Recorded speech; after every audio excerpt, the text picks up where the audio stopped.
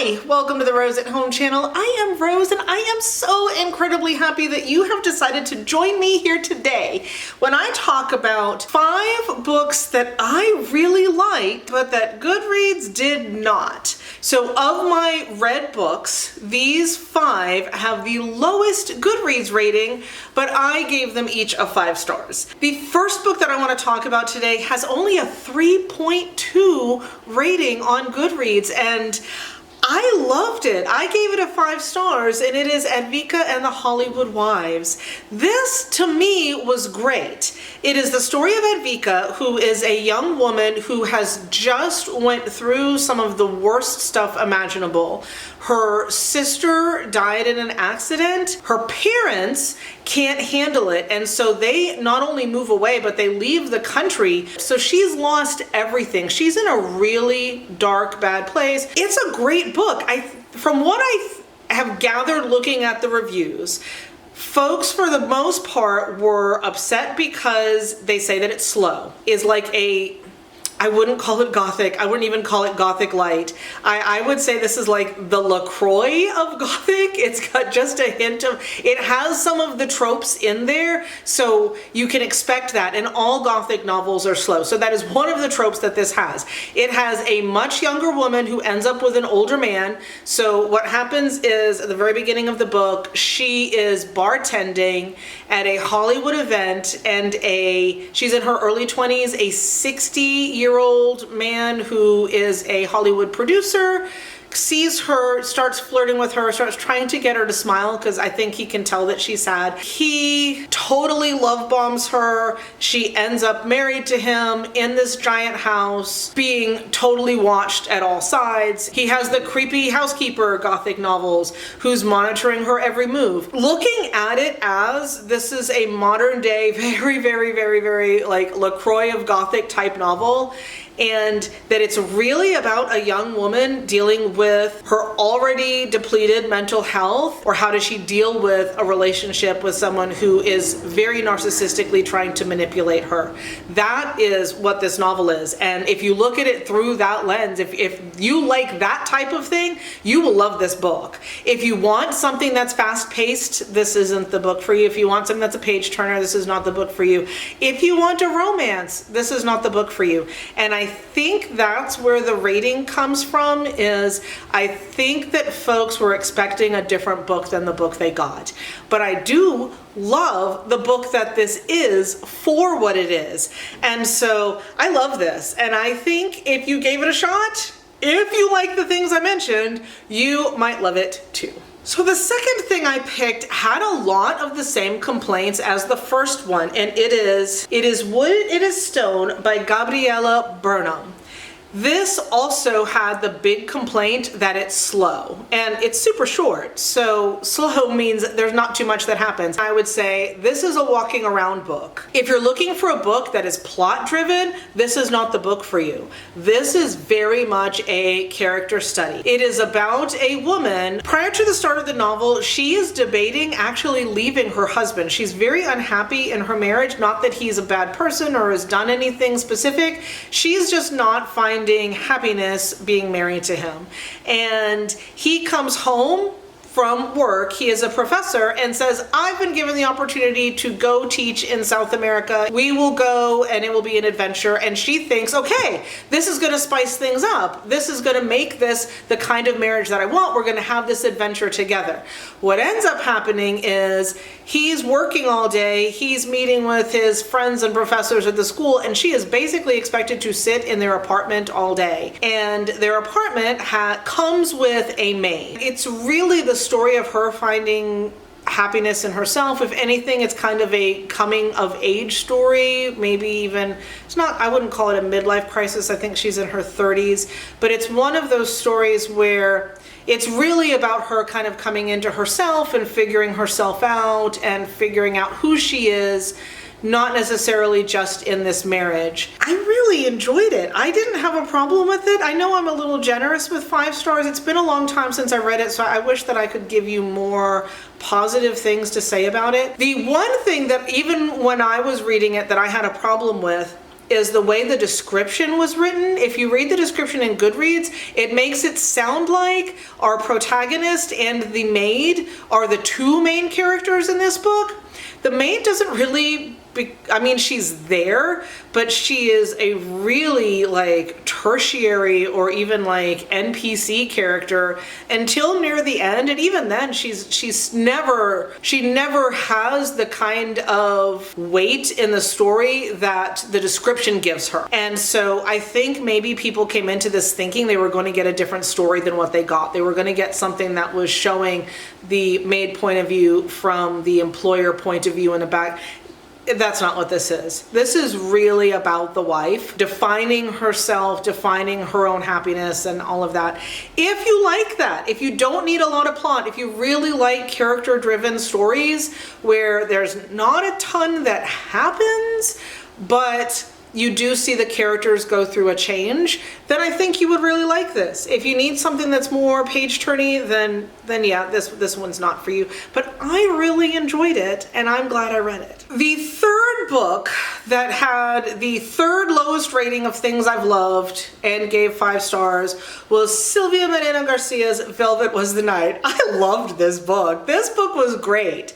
So if you really liked Eleanor Oliphant is totally fun, completely fine. Eleanor Oliphant is some kind of fine. If you liked that, if you could handle that as a main character, then I think you would really like this. Take Eleanor Oliphant and put her in a noir. Maybe there's a mystery going on, but it might all be in Eleanor's head. That's kind of what we've got here. I actually read this for my book club last year or 2 years ago, and I just loved it. What the plot line of this is we have a kind of lonely young woman. She works as a secretary. She reads these romance magazines, not even full novels. She gets these magazines with pieces of the story, so she has to keep going back each time to read them, and she kind of incorporates them into her view of the world. It's not like she thinks they're really real,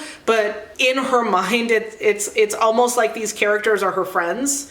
And when she meets people, she kind of puts them into those stories.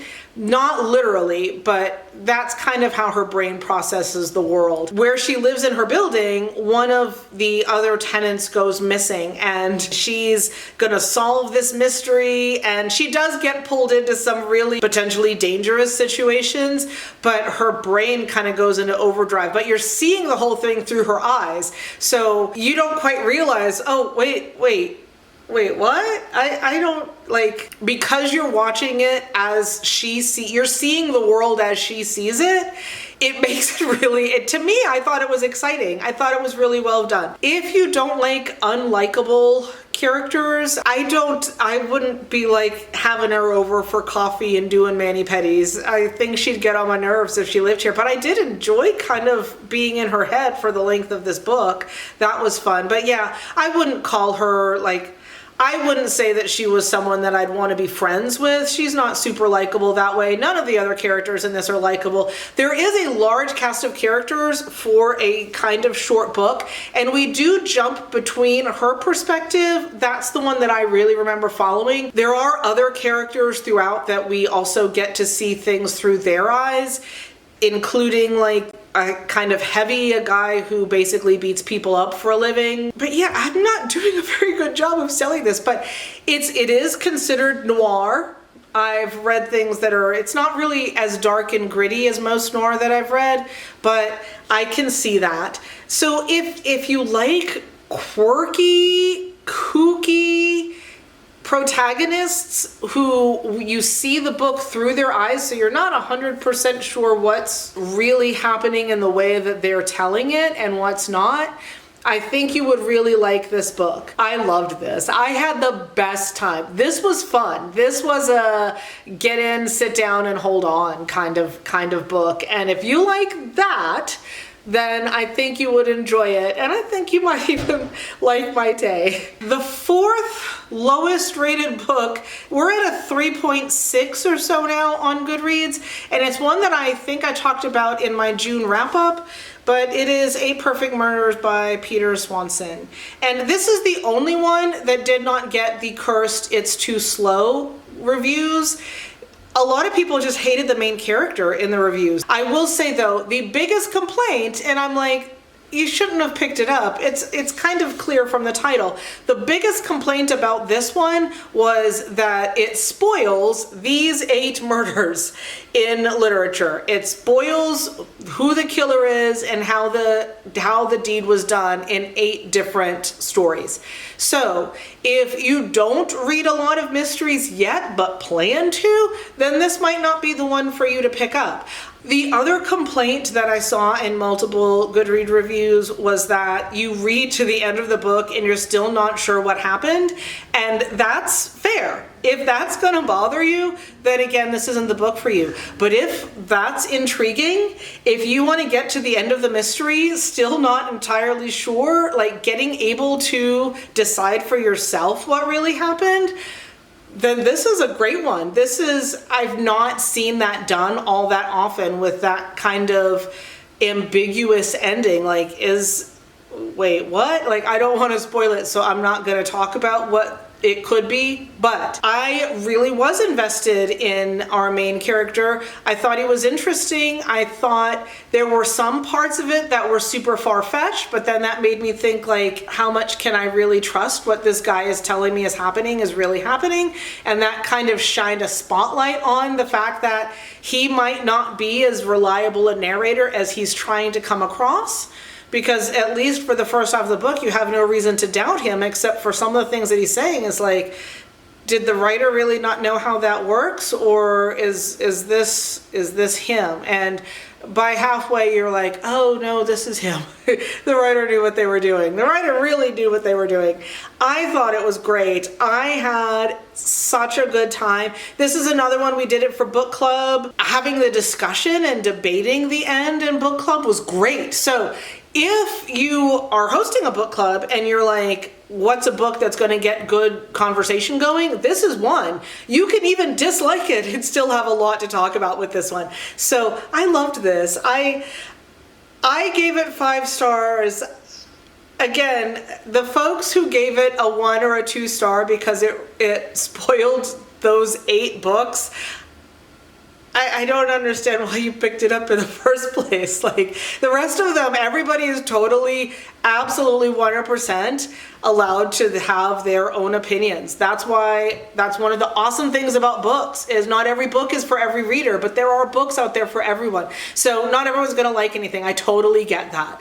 I just feel like folks who the title should have tipped them off, this wasn't a good choice for them, and they read it anyway and then gave it a bad review, I think is the reason why it's as far down on the Goodreads ratings as it is. And that I'm not sure it deserves, but I love this. And the 5th book, the 5th lowest rated book of books that I gave 5 stars, and I hate that we're doing this, we go back to Silvia Moreno-Garcia.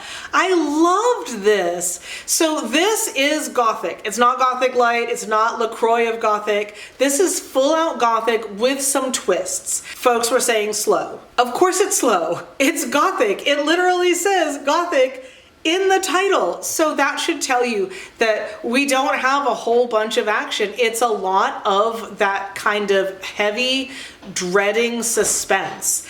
And it's done really, really well. One of the reasons why this is actually my favorite Gothic novel of all time that I have read is because most Gothic novels, one of the big tropes is that your protagonist is a stupid woman. Like, she makes terrible decisions, she makes horrible mistakes, and you just want to climb in the book and shake her. In this, our protagonist isn't the stupid girl. The stupid girl is her cousin. So her cousin is the one who did this whirlwind romance, moved hundreds of miles away from all of her family and friends into this big old dilapidated house with her new husband and his family, and then stopped communicating.